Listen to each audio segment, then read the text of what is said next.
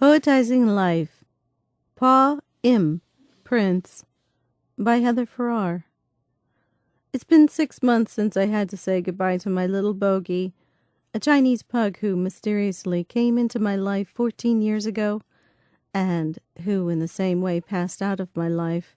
He was a beloved dog, always by my side, ever at attention.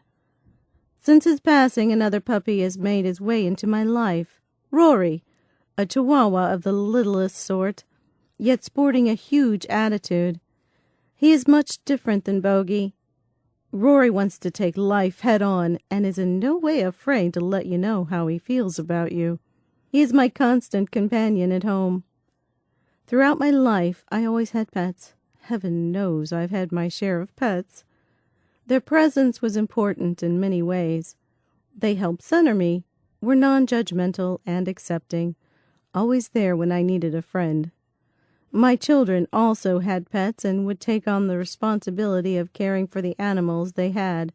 It taught them caring for another life is important, and can, at times, be a huge undertaking, yet one that needed to be followed through on. They grew from having their own pets.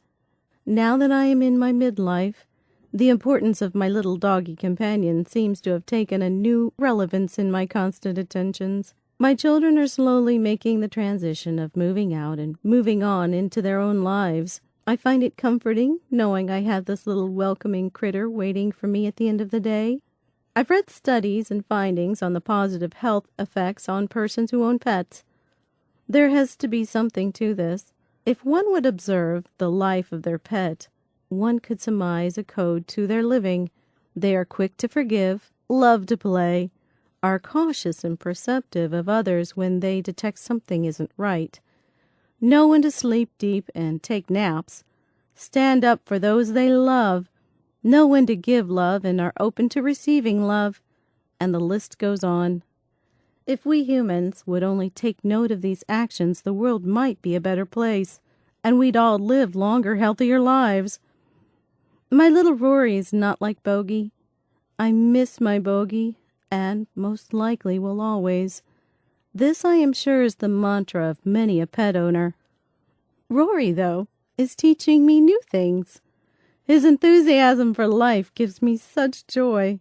He's always ready to play, and go for walks, and tear up stuffed animals mercilessly, and of course cuddle in my lap wherever I am sitting. Not to mention, for such a little dog, he tends to take up a huge amount of bed space at night. I look at the importance overall animals make in the life of people. They are quite the little soldiers in what their jobs are for us humans. They help those with disabilities. They are led into disaster sites and into war. They give of themselves unconditionally to the very end, willing to obey and please us humans. Lest, of course, we mention those of us who are also cat owners, for which there is another tale to curl. Yes, a pun again. As one does not own a cat, the cat owns the human. Today, take note of your four-legged furry, or not, friend. Respect their job in your life and relish your time with them, as they are only temporal here on earth as any of us humans are. Take not for granted their place or their purpose in each of our lives. God gave us these creatures, great and small, to entrust to us their care. In return, they give us the reward of experiencing an aspect of God's love through them.